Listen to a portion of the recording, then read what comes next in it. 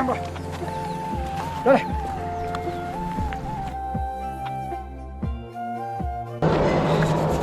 আমাদের পেছনে এই যে রোপওয়ে, মানে কেবল কার আর কি।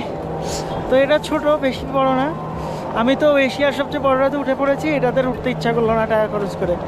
যাক, যদি উপরে উপরে অনেক উপরে দৃশ্যগুলো সুন্দর দেখা যাবে, বাট আমি উঠবো না, আমি চলে যাবো এখন।